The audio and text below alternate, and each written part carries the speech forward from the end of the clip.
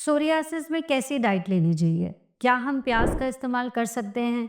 क्या हम गार्लिक यानी कि लहसुन का इस्तेमाल कर सकते हैं? ये बहुत सारे रैंडम क्वेश्चंस हैं जो अधिकतर मेरे पास ओपीडी में आके पेशेंट्स ये सवाल करते हैं। तो आज इस वीडियो में मैं कोशिश करूंगी आपके इन सवालों का जवाब दे पाऊँ। मैं doctor Neha, skin specialist, Bharat homeopathy से। आज की इस वीडियो में हम बात करेंगे कि क्या सोरियासिस का मरीज प्याज और लहसुन का सेवन कर सकता है? अगर करेगा तो उसको ज़्यादा फायदा मिलेगा या उसको सोरियासिस में एक नुकसान मिलेगा। सोरियासिस एक ऐसा चर्म रोग जहाँ पे पपड़ी बनने लगती है, बहुत इरिटेशन, बहुत ड्राइनेस होती है और ये एक ऑटो इम्यून डिसऑर्डर है। आपकी लाइफस्टाइल में कोई ऐसा रीज़न रहा है या आपके जीन्स में कोई ऐसा रीज़न रहा है जिसकी वजह से आपको सोरियासिस हुआ है। अब अगर आपको सोरियासिस है तो आपको अपनी लाइफस्टाइल और डाइट का बहुत अच्छे से ख्याल रखना है।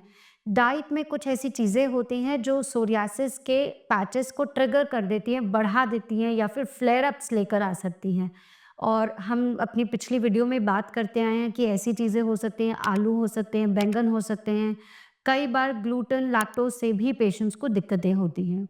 पर वहीं पे कुछ बहुत छोटी सी चीज़ें, प्याज और लहसुन सोरियासिस के पेशेंट के लिए बहुत मैजिकल रिजल्ट लेकर आ सकती हैं।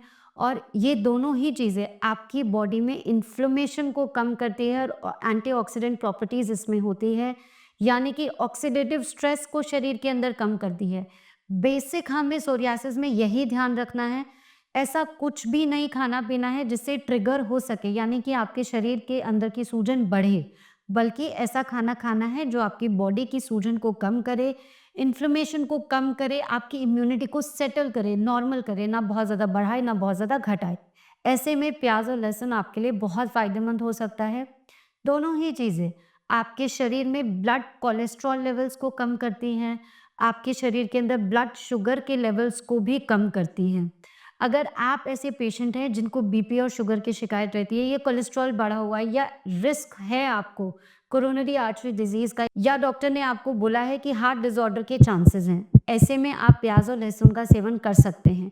अगर आपको बहुत एसिडिटी रहती है, इंडाइजेशन के इश्यूज़ रहते हैं, ऐसे में भी प्याज और लहसुन आपके लिए फ़ायदेमंद हो सकती है। प्याज और लहसुन दोनों ही नेचुरल डिटॉक्सिफायर की तरह काम करते हैं, यानी कि आपके शरीर के अंदर जो हेवी मेटल्स हैं, जो टॉक्सिसिटी है, उन सब को पकड़कर लिवर के रास्ते उसको डिटॉक्सिफाई करते हैं और फाइनली पेशाब के रास्ते आपके शरीर से बाहर निकाल सकते हैं। तो आप अपनी डाइट में रोज़ाना नॉर्मल तरीके से, जैसे सब्ज़ी में हम प्याज और लहसुन का सेवन करते हैं, वैसे आप सेवन कर सकते हैं। आप इनफैक्ट अगर आपका कोलेस्ट्रॉल ज़्यादा बढ़ा रहता है तो आप रोज़ाना लहसुन की 2 कलियाँ भी ले सकते हैं। और प्याज आप अपनी नॉर्मल, जैसे आप सैलेड खाते हैं तो उसी सैलेड में भी आप अनियन को रख सकते हैं। प्याज और लहसुन में कुछ ऐसी प्रॉपर्टीज़ भी होती हैं जो आपको कैंसर से बचा के रखती है और आपकी इम्यूनिटी को मॉड्यूलेट करती है, यानी कि इम्यूनिटी सही तरीके से काम करे, उसमें प्याज और लहसुन का बहुत अच्छा रोल होता है। तो अगर आप सोरियासिस के पेशेंट हैं तो आपको सोचना नहीं है, जैसी सब्जी घर में बनती है नॉर्मल वैसी सब्जी आप खा सकते हैं, उसमें चाहे प्याज लहसुन हो, वो आप बिना डरे अपनी डाइट में रख सकते हैं।